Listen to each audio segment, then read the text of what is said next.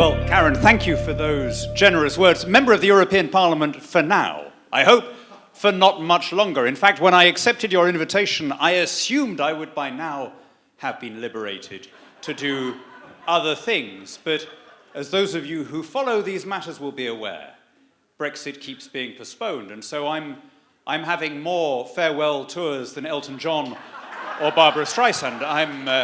I'm constantly thinking that I'm on my way out. Aaron in the last session referenced the book of Genesis, as did my friend Thierry Baudet from the Netherlands. Thierry specifically spoke about Genesis 7 and 8, the story of the flood. Let me give you a modern EU version of that story. God looks down and sees the multiplication of mankind and waxes wroth at our wickedness. He sends his archangel to the one good man. And Gabriel comes down and says, Noah, the Lord commands that you build an ark, that you hew it of gopher wood and cedar wood. And Noah says, I don't think I can do that because of the EU's Sustainable Habitats Directive. I'll need to find some kind of synthetic alternative. Gabriel presses on, the Lord commands that it be 300 cubits by 50 cubits by 30 cubits. Noah says, cubits? No. I need to comply with the EU's metrication directive. I'm not allowed to use old-fashioned measures. Gabriel, undeterred, says, the Lord commands that you fill it by sevens with all the animals that creep on the earth or fly in the sky, each male and female after its kind. And Noah says, have you not heard of the EU's Transport of Live Animals Directive? Well, Gabriel is very puzzled by this. Turns to his maker and says, Lord, what is this EU whereof thy children speak? And God says, verily, the EU is the cause wherefore I'm sending the flood. It is a pleasure, though, to be here. It is a pleasure to be here as a re-elected member of the European Parliament as a Conservative. I didn't think that was going to happen. I'm virtually the last man standing. Theresa May took my party to a level of support below any that it has achieved in its 350-year history. But I will exclusively reveal now in Southern California how it is that I come to be standing here as a re-elected MEP. I was in the count on election night. People vote on paper ballots in the UK, and I could see all these ballot papers piling up, and people had been scrawling next to my name, shove off back to Brussels.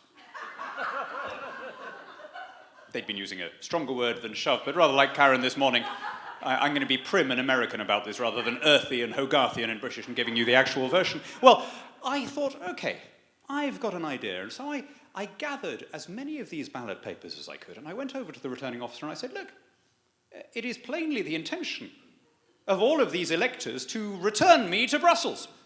And therefore, all of these should be counted as votes for me.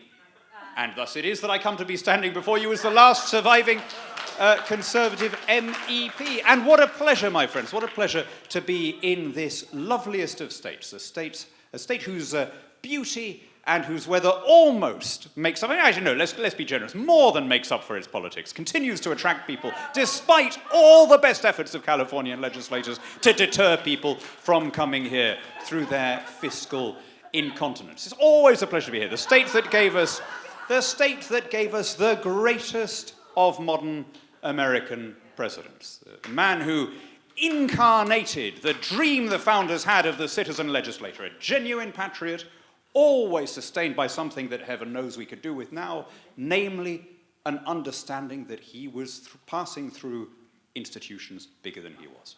For the avoidance of doubt, I don't mean Richard Nixon, by the way. I'm talking about an even greater Californian president than that. And just at the risk of losing some of my audience, let's, in the spirit of the giver, let's remember that there was always and is always a case to be made for controlled legal immigration. I remember Reagan in a wonderfully and characteristically warm phrase saying, every immigrant makes America more American. Let's not lose sight of what it is that brings people with energy and enterprise to want to come here, attracted by the dream of freedom. That's something worth hanging on to. I tell you, having an in queue that is longer than the out queue is a good problem to have. You look at some of the countries that have an emigration problem, usually there's a pretty good reason for that, and you would not want to swap your problems for theirs. So, I really want to talk to you about patriotism.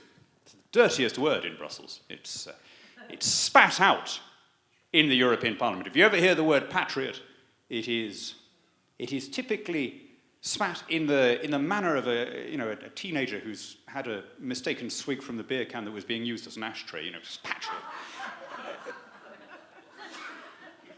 But I will maintain here, ladies and gentlemen, that it is the only sure way of maintaining a functioning representative government in an open society. You need to have forces that attach us one to another, even to people that we haven't met. In May 1942, Charles de Gaulle made a radio broadcast from London to occupied France. And he said something that, to our present sensibility, sounds perhaps even jarring, but that his audience would immediately have recognized. He said, "To me, democracy and national sovereignty are the same thing. Pour moi, la démocratie se confond exactement avec la souveraineté nationale," he said. Le gouvernement du peuple, par le peuple, pour le peuple. The government of, by, and for the people. Now, that, as I say, sounds a bit weird now, right? It's so, particularly in Europe, it is so counter-cyclical, so at odds with the approved version of events. But to his audience at the time, it would have made absolute sense. After all, the Allies in those days were championing the cause of the independence of all European nations, fighting for national sovereignty against a supranational system. A supranational system that, like every other ism that presumes to be bigger than the nation state, had ended in misery and totalitarianism.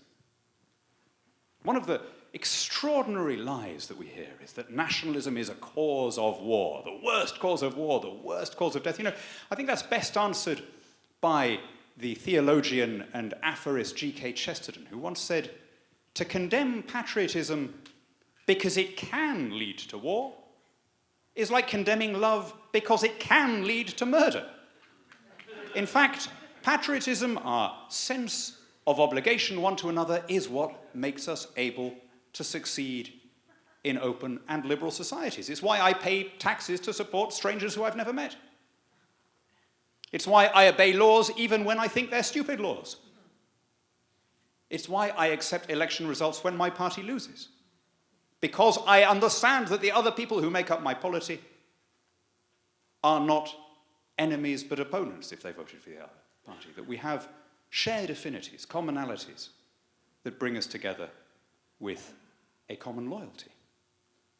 And so when de Gaulle made that appeal, democracy and national sovereignty are the same thing, he was drawing on a long tradition of European radical democratic sentiment that understood that the government of the people functioned best within national units. If you say, we want government of, by, and for the people, you immediately raise the question, what people? Right? In other words, within what unit is the democratic process going to be played out?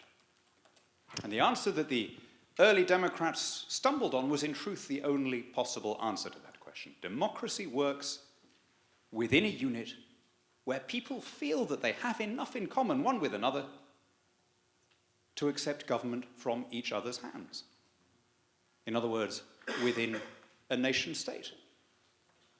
And going back to the Gipper and mass migration, one of the ways of looking at the population flows of the world today is that there is a general emigration from countries where there is not an alignment of state and national borders, where there is an artificiality of frontiers, where people don't feel a sense of unified patriotism, towards old nation states which have succeeded precisely because they're based on some organic and genuine loyalties.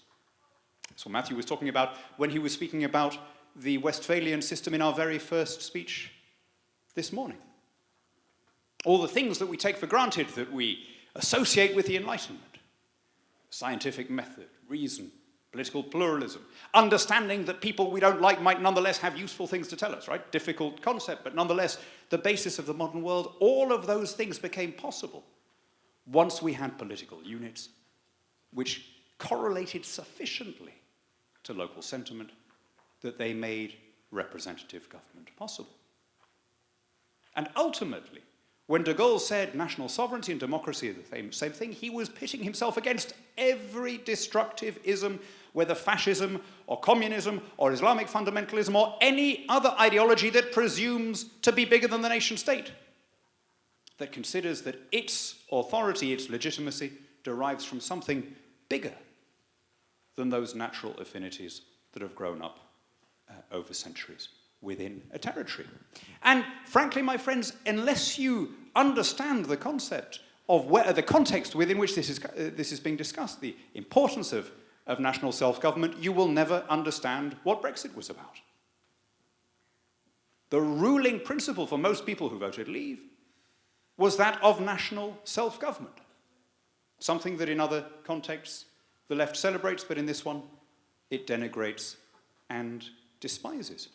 Now, let me spell this out just in case there are any New York Times readers in the room, right? If the European Union were simply an association of states, if the EU were simply a club of nations that came together to achieve collectively what they couldn't achieve singly, to promote trade and so on, there'd have been no referendum, there'd have been no argument, right? You'd have had to be mad to be against that. The trouble was that the EU aspired to shoot its tentacles into every crevasse of national life.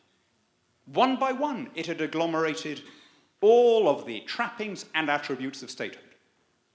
A flag, a national anthem, a currency, a parliament, a president, treaty-making powers, foreign embassies, a driving license, the whole works. It never understood the concept of stopping at national borders and dealing only with issues that by their scale needed to be continental. I have a 3-year-old boy. I'm required by EU law, until we leave, to drive him around in a car seat, as with his sisters, right? I'm obliged to keep him in a car seat until he either reaches a certain height or 12 years of age. I'd been looking forward to discarding the wretched yogurt-encrusted blob at a much earlier stage than that. I speak obviously of the car seat, not of my 3-year-old. Now, you might think that that's a sensible law and that I'm being a very bad father. Or you might think that it's a silly law. But my point is not whether it's a good or a bad law. My point is, how on earth have we reached the point where issues like that need to be determined continentally and imposed on 500 million people by a bureaucracy that nobody voted for? Isn't that the sort of issue that we could all work out through national or indeed local governments that are properly accountable to their communities? And ultimately, this is what the Leave vote was all about. Let me put it this way for a US audience. If you want to truly to understand the motivation behind British independence, compare the story of the EU to that of this republic. All nations, all unions, to some extent, grow according to the DNA encoded at the moment of their conception. The United States had the great good fortune to be formed at the moment in Western political thought when there was maximum emphasis on the freedom of the individual and the limitation of state power. I've often wondered whether your Bill of Rights would have any chance of passing through Congress now. Just as the United States was a child of its time, born out of a popular revolt against a remote government, so was the European Union. Its founders had come through experiences through which our generation, thank God, has not had to experience. They had been not only through the Second World War, but they had very bad memories of the plebiscitary democracy that had preceded it. And it had given them a certain fear of untrammeled representative government. On one level, they associated democracy with fascism and war, and so they were quite determined to establish a system where the will of the people would never in fact be supreme, where it would be moderated or tempered by a group of wise, disinterested technocrats who were invulnerable to public opinion. And that's been the system ever since. Which is why when they get a referendum that they don't like, public opinion is treated as an obstacle to overcome, never as a reason to change direction. You really want to understand the difference between the two unions? Compare their foundational documents. Your constitution, 7,200 words with all the amendments. The EU's constitution, now called the Treaty of Lisbon, nearly 200,000. Yours confines itself to broad principles. Where do you balance state and federal power? That kind of thing, right? Whereas there is almost no field of policy that the European Constitution does not presume to regulate. The rights of disabled people, space exploration, status of asylum seekers. Your Declaration of Independence famously promises life, liberty, and the pursuit of happiness. The EU's equivalent, which is called the Charter of Fundamental Rights and Freedoms, guarantees our right to strike action, affordable housing, and free healthcare. You see the difference between the two projects. The one is about elevating the individual above the collective and restraining government. The other is all about the power of the state.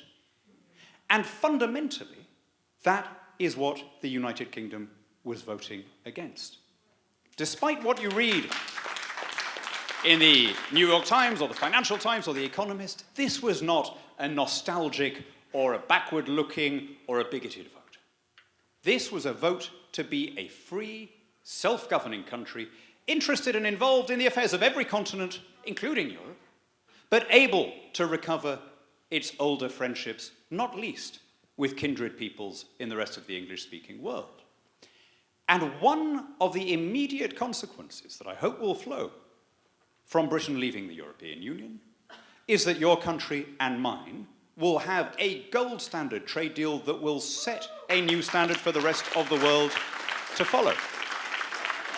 And when I say, by the way, a gold standard trade deal, the thing that is going to make it better than what's gone before is this. It will be based not on harmonization, not on standardization, but on mutual recognition. So that instead of being a trade deal designed by and for corporates, it will work for consumers and for the general population. I have to say, I was in the European Union when the Obama administration was negotiating what was called TTIP, the Transatlantic Trade and Investment Partnership, right? And there were good elements in TTIP, right? Don't get me wrong, it wasn't entirely a bad document, but there were also clear examples of the kind of corporate capture that you get when government is removed from the people. You could see absolutely blindingly obvious evidence of some sectors where big American corporates and big European corporates had got together and had said, hey, why don't we take the worst of your regulation and mash it together with the worst of our regulation?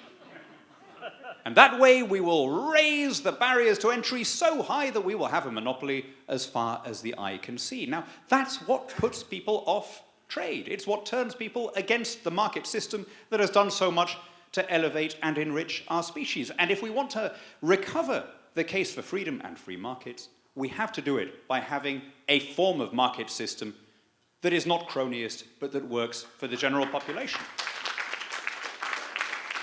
And I hope that in doing that, in having a US-UK free trade agreement, we can make it open so that it becomes plurilateral from the beginning, so that other countries that share our regulatory model, particularly other common law and English-speaking countries with interoperable regulatory systems, can join from the beginning. And we can thereby have a different way of doing trade from the heavy corporatist and backward-looking models pursued hitherto by Brussels. Let me make one observation about where Brexit has got to. Some of you may be wondering why it didn't happen by now, right? I have certainly been wondering that. My little boy is 3 1/4. He has lived his entire life in a country that has voted to leave the European Union, but has not in fact left, right? So it's a good question, those of you who are putting it to me before. Here's the basic problem. And it's very simply summarized, and it's this. When our members of parliament agreed to put the question of EU membership to the people, it never occurred to them that they might get an answer that they didn't like. And so for 3 years, our entire establishment, and my God, the last 3 years have dispelled any doubt about the continuing existence of a British establishment, our entire establishment, not just MPs and members of the House of Lords, but elements of the civil service, of the judiciary, of the regulatory state, captains of industry, have come together to try and thwart the referendum. And they've done so with a readiness to tear down norms, to remove guardrails, to ignore precedent, to smash anything up as part of their campaign to overturn a referendum which they had all solemnly promised to uphold before it happened. Right? And the way they've done it, the particular method used by members of Parliament, because they don't quite dare go through the lobby just to cancel it, and one or two of them do, but most of them would not dare go back to their constituents having promised to uphold the result and then done the opposite. So what they've done is they've said, no, we're not saying that the vote shouldn't stand, we're just saying that we shouldn't leave without a deal. Now think about that for a couple of seconds and you will see that saying that you don't want to leave without a deal is tantamount to saying that you're never going to leave, because what you're saying is, we will leave only on terms agreeable to the other side. As long as the other side keeps saying no, we're never going to walk away. What do you expect the other side to do in that situation? To return to my earlier parallel, suppose that in 1776 your patriot leaders have said, all right, okay, we voted to leave, but we're only going to leave on terms agreed by George III. How do you expect that dim and affable monarch to have reacted? He'd have done exactly what the European Union is doing now. He'd have said, well, in that case, all I have to do is offer intolerable terms, which is precisely what the EU is doing now when it says we want to annex part of your territory and prevent you ever signing a trade deal after you've left, and so on. So, but here's the good news. People are not falling for it. The mistake that the Europhile establishment has made throughout this process, and indeed throughout my life, is they assume that all Eurosceptics are nitwits. They assume that we are all elderly, grumpy, working-class oafs who fell for lying demagogues and wouldn't be able to puzzle out a complex political situation. Indeed, one of my constituents had a lovely phrase during the referendum. She said, this referendum is really the working classes against the smirking classes. Now, I'm not even going to try and explain the UK class system. I don't understand it myself, but I think most Americans will understand basically where that lady was coming from, right? And part of the smirking class worldview is that the other side are so dumb that as long as they, the particular plan now is to try and postpone Brexit in the hope that we're all going to blame the Prime Minister and thereby deprive him of his majority, and then the pro-Brussels parties will come back and cancel the whole thing. Do you know, people are really not that stupid. If our MPs vote to block Brexit, people are going to blame the people blocking it. They're not going to blame the guy trying to deliver it, right? I mean, it's a fairly obvious point. Let me finish with a Californian story, as I began. So, one of the things that I hope that Brexit will enable us to do is, having brought power back from Brussels, instead of leaving it festering at the centre, I want to push it downwards and outwards to local authorities, or better yet, to individual citizens. One of the things that I've always admired about this country is that, stemming from that revolutionary settlement, it has, if you like, grown according to the Jeffersonian model of people being answerable to the constituents, of power being dispersed and democratized. And there are a number of features of US democracy that are peculiar, or in some cases unique, but are all really about the decentralization of power and the restraint of the state. I'm talking about states' rights, about strong local government. I'm talking about balanced budget amendments, term limits, the direct election of everybody from the garbage guy to the school board. These are maybe not completely unknown in the rest of the world, but they are unusual elsewhere. And for all that it is imperfect, they have served to make the country rich and free and successful. One of the things that I want to do as Britain leaves the European Union is to re-import some of these ideas. Because, of course, they didn't come about in a vacuum. Many of them had constitutional origins stretching back to medieval times in Great Britain. Brexit on its own may not add or take away a single farthing from our national wealth, but it removes constraints and it allows us to make different choices. And as well as economic liberalism, it gives us a chance of democratic renewal, of restoring honour and meaning and purpose to the act of voting. So here's my plea to you as Americans and as Californians. For heaven's sake, hang on to those things here. When I look at this country and I look at the way it's been developing under both parties, it is difficult not to see a shift in power from elected representatives to unelected functionaries, from the 50 states to the federal government, from the individual citizen to the state. Here's where California comes in. The vineyards of this state were, of course, planted with European stock.